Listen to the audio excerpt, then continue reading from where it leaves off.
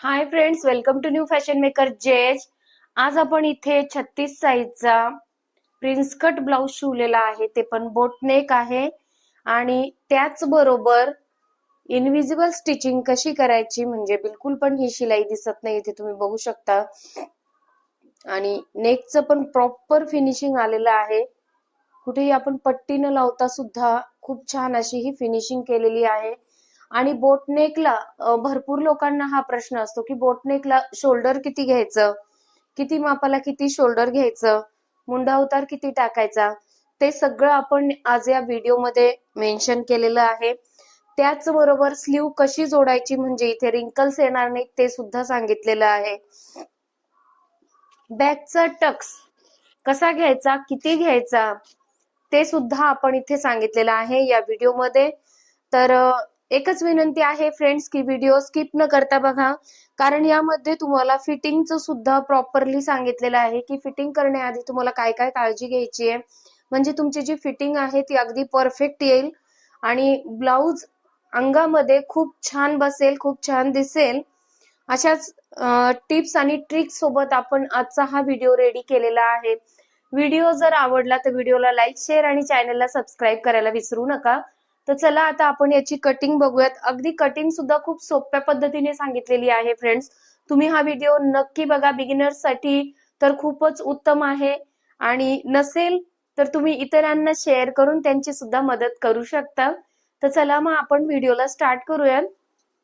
तर सर्वप्रथम फ्रेंड्स आपण इथे अस्तर घेऊयात. अस्तर मी इथे 90 सेंटीमीटर घेतलेला आहे आणि त्याची 4 फोल्ड करून घडी ठेवलेली आहे, म्हणजे ही आपले दोन्हीही पार्ट लवकरच निघतील, म्हणजे आपल्याला फार काही करावं लागणार नाही वेगळं असं. ते इथं माप आहे, उंची आहे इथे 14.5 इंच, छाती 36 आहे, कंबर 32 आहे, बाही आहे 3.5. तर याच आपण आता कटिंग करणार आहोत. तर उंची आहे इथे 14.5 इंच, तर त्यामध्ये आपण 1 प्लस करायचंय. आपण आधी बॅकचा पार्ट कट करणार आहोत, त्यासाठी आपण आधी उंचीमध्ये 1 इंच ऍड करून घ्यायचा आहे. तर मी इथे 15.5 घेतलेला आहे, 14.5 आहे. तर आता शोल्डर फ्रेंड्स सगळ्यात महत्वाचं असतं की बोटनेकचं शोल्डर किती घ्यायचं. तर हा आहे 36 साईजचा ब्लाउज, आपण याला 7 इंचाचं शोल्डर घेतलेलं आहे आणि मुंडा उतार आपण इथे 1 इंच कमी घेणार आहोत, म्हणजेच की 6 इंच घेणार आहोत. तर इथे तुम्ही बघू शकता 7 इंच आपण शोल्डर घेतलेला आहे आणि 6 इंच आपण मुंडा उतार टाकलेला आहे. आता छातीचा जो आपला चौथा भाग आहे तो येणार आहे 9 इंच आणि पुढे आपल्याला 1.5 इंचाचं मार्जिन ठेवायचं आहे. आता खाली इकडे कमरेच्या साईडला आपल्याला कमरेचा चौथा भाग करायचा आहे. तर 32 चौथा भागाला 8 इंच 8 वर मार्क केली आपण. त्यापुढे आपल्याला 1 ते 1.25 इंच आपल्याला घ्यायचं आहे टक्स साठी आणि त्यापुढे 1.5 इंच आपलं शिलाई मार्जिन आलेलं पाहिजे, कारण आपण चेस्ट साईज मध्ये 1.5 इंच शिलाई मार्जिन ठेवले, तर कमरेच्या साईज मध्ये सुद्धा आपल्याला तेवढंच मार्जिन ठेवायचं आहे 1.5 इंच. आता हे बघा फ्रेंड्स, अशा पद्धतीने लाईन ड्रॉ केल्यानंतर आपल्याला हा जो वरचा पार्ट आहे हा डबल फॅब्रिकचा, तोच आपल्याला फक्त कट करायचा आहे. मुंड्याच्या आकारासाठी मी इथे 1 इंच आतमध्ये घेतलेला आहे आणि रॅन्डमली आकार दिलेला आहे. आता वरचे जे 2 पदर आहेत आपण 4 फोल्ड करून ठेवलेलं होतं फॅब्रिक, तर वरचे 2 पदर आहेत तेच आपण कट करायचे. खालचा जो पदर आहे तो कट करायचा नाहीये आपल्याला. तर अशा पद्धतीने आपण फक्त जो बॅक पार्ट आहे तेवढाच कट करायचा आहे, वरचे 2 पदर.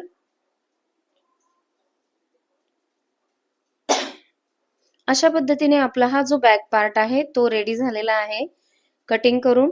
आता आपण टक्स साठी इथे मध्यातून घ्यायचं आहे 4 इंच आणि वरती घ्यायचे आहेत 4.5 इंच. तर फ्रेंड्स हे जे टक्स असतात ते लांबीवर आणि रुंदीवर दोन्हीही साईडने डिसाइडेड असतात, म्हणजे त्यावर अवलंबून असतात. आपण एक्झॅक्टली नाही सांगू शकत की एवढेच घ्या तेवढेच घ्या. तर अशा पद्धतीने आपल्याला टक्स मारायचा आहे. जर तुम्ही टक्स मध्ये जर फॅब्रिक जास्त धरलं तर मुंड्याच्या साईडला तुम्हाला थोडेसे रिंकल्स पडतील, त्यामुळे अगदी 1/2 इंच आणि 1 रेघ म्हणजे अर्धा इंच जरी तुम्ही घेतलं तरीही चालणार आहे.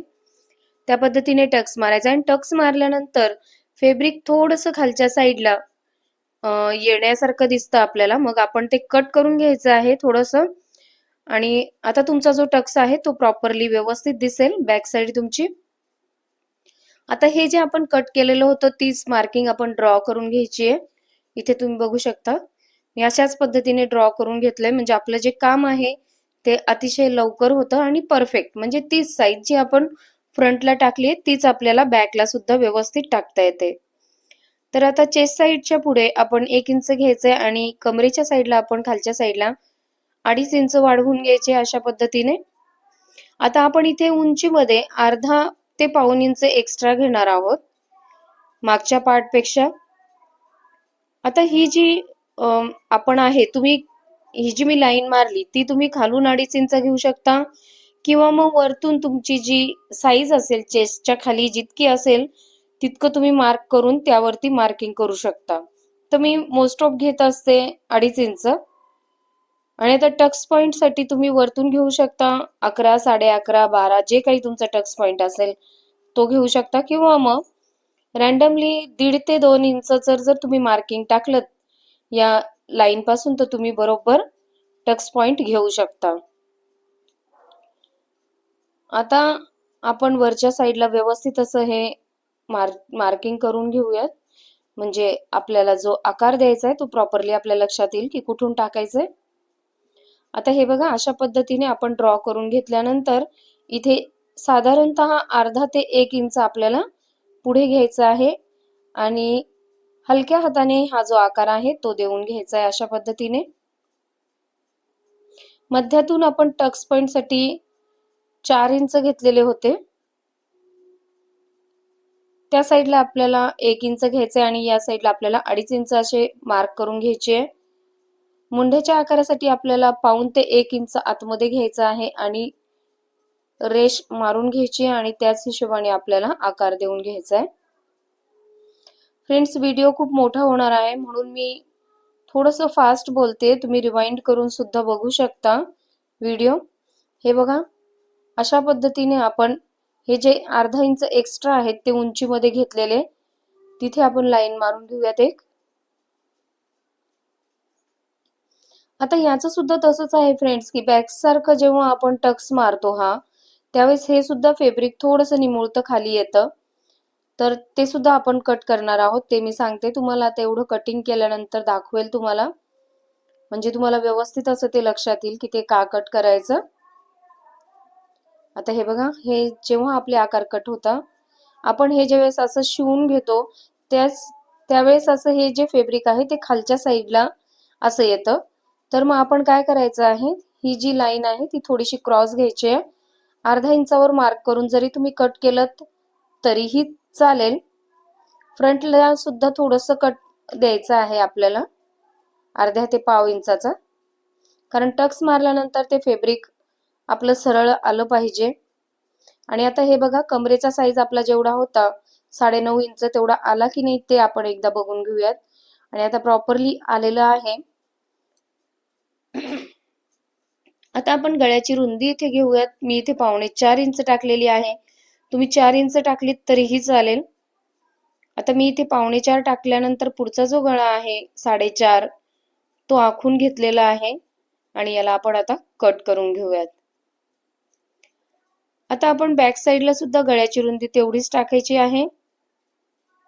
वरचा जो मार्किंग करणार आहे आपण गळा तो 3.5 ते 4 इंचावर मार्क करून घ्यायचा आहे आणि त्याच्या खाली तुम्हाला कोणतीही जी डिझाईन टाकायची आहे ती अशा पद्धतीने ड्रॉ करून घ्यायची. मी इथे ही डिझाईन टाकली आहे, तुम्ही दुसरी देखील टाकू शकता. आता इथे बघा तुम्ही कोणतीही डिझाईन तुम्ही ड्रॉ करू शकता, असं काही नाहीये. बोटनेकचं एकदा माप टाकल्यानंतर बॅकला मग तुम्ही खालच्या साईडला कोणतीही डिझाईन टाकू शकता. आता मला कस्टमरनी हीच रेकमेंड केली आहे सो मला हीच कट करावी लागणार आहे. आता हे बघा मोठा जर गळा असता आपला आणि बॅक म्हणजे बोटनेक जर नसता तर आपण साईडला इथे पाव इंचाचा कट मारला असता, बट आता हे बोटनेक आहे सो आपण इथे कोणताही कट मारणार नाहीये. आता हे बघा खूप सुंदर अशी डिझाईन कट झालेली आहे. आता आपण स्लीव कट करून घेऊयात. स्लीव जेवढी आहे त्याच्या उंचीमध्ये आपल्याला 1 इंच ऍड करून घ्यायचे. असे आपल्याला छातीचा चौथा भाग ड्रॉ करून घ्यायचा आहे इथे. त्यानंतर इथे कॅप हाईट टाकलेली आहे मी 3 इंच. 1.5 इंच आपण जे शिवण मार्जिन ठेवलेलं होतं ते ड्रॉ करून घ्यायचंय. मार्किंग करून घ्यायची म्हणजेच. त्यानंतर अशा पद्धतीने तुम्हाला स्लीव कट करून घ्यायची आहे. स्लीवचे आपले भरपूर व्हिडिओ फ्रेंड्स अपलोड आहेत चॅनलवर, तुम्ही तिथे बघू शकता. मी इथे डिझाईनसाठी 1 इंच वरती घेऊन हाफ सर्कल मध्ये थोडंसं कट मारते, म्हणजे स्लीवची जी डिझाईन आहे ती छान वाटेल.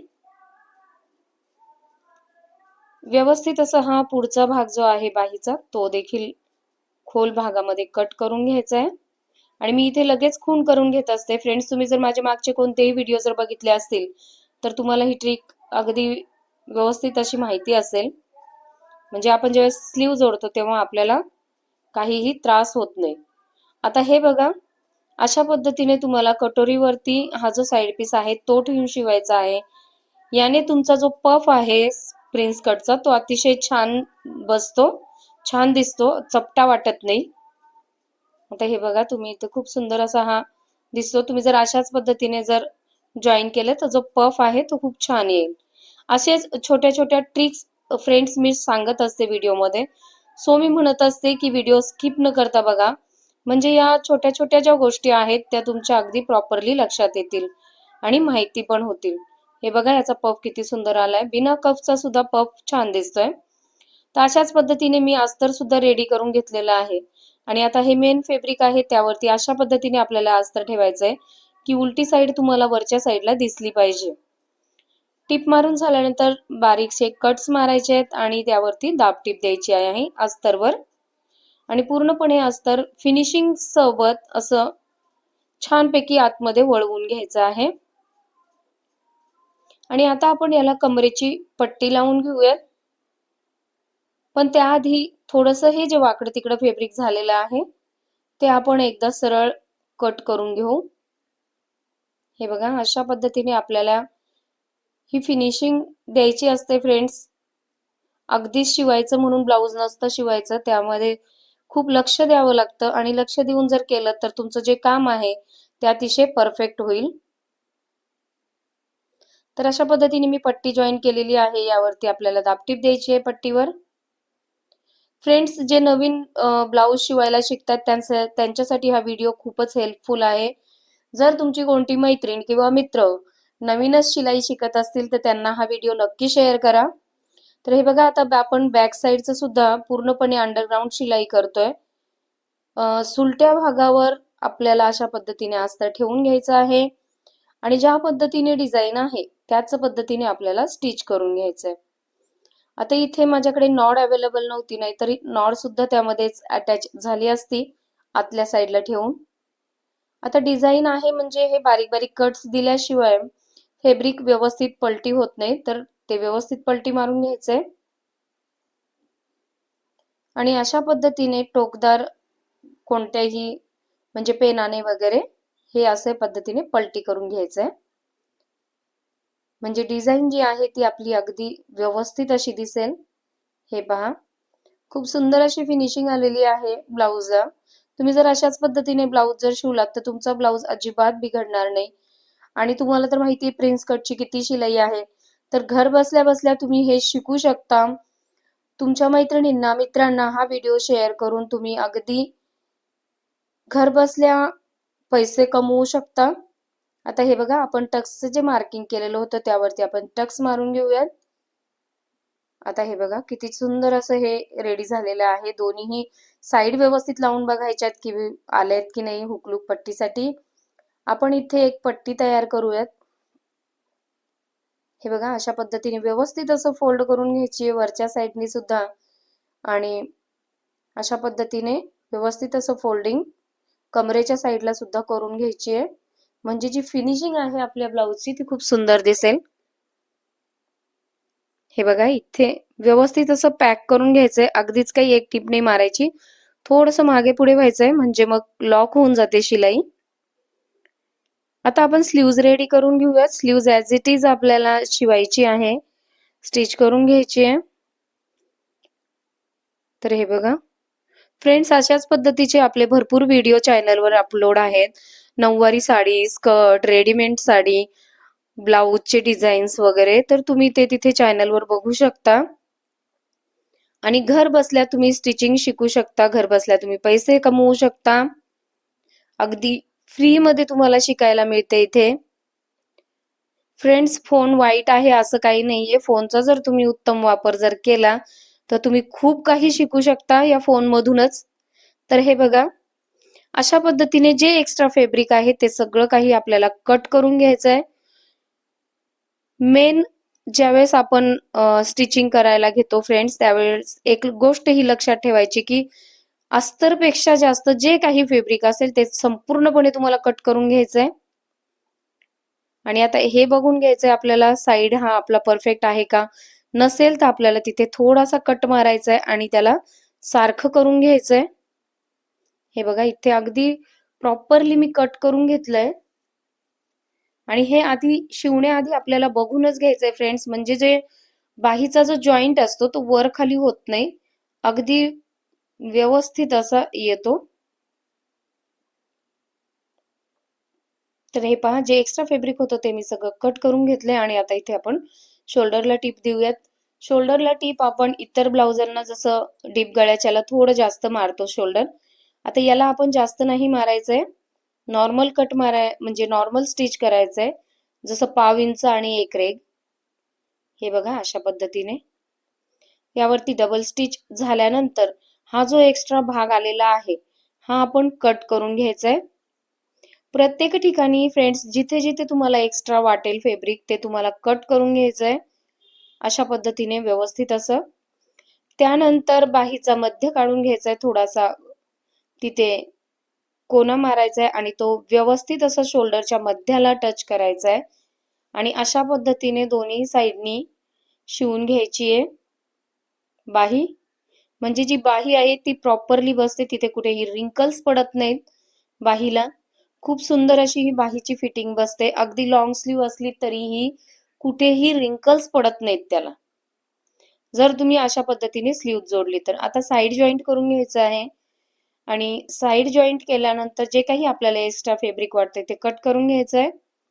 आणि आता आपण फिटिंग करूयात. तर फिटिंग करताना फ्रेंड्स तुम्हाला मी एक सांगते, आता हा जो दंडघेरा आहे तो ब्लाउजवर घेतलेला आहे, तर हा आहे 6.25 इंच, तर तो प्रॉपरली टाकायचा आहे.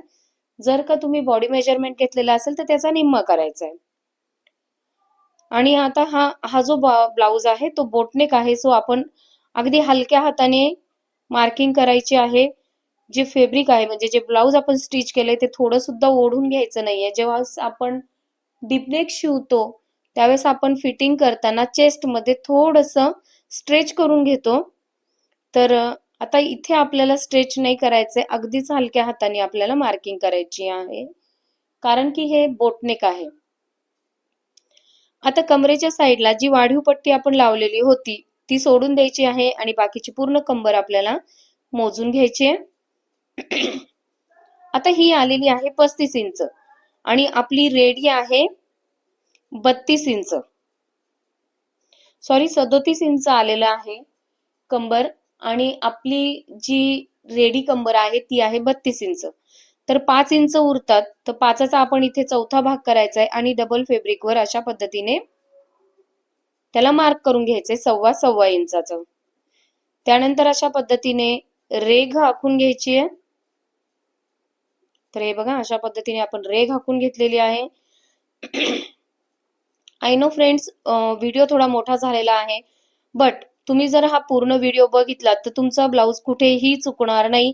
अगदी डोळे झाकून तुम्ही 36 साईजचा प्रिन्स कट बिना कोणत्याही म्हणजे आपण म्हणतो ना एक भीती असते की ब्लाउज कसं शिवलं जातं कसं नाही वगैरे वगैरे, तर तसं काही होणार नाही. ब्लाउज छान बसेल.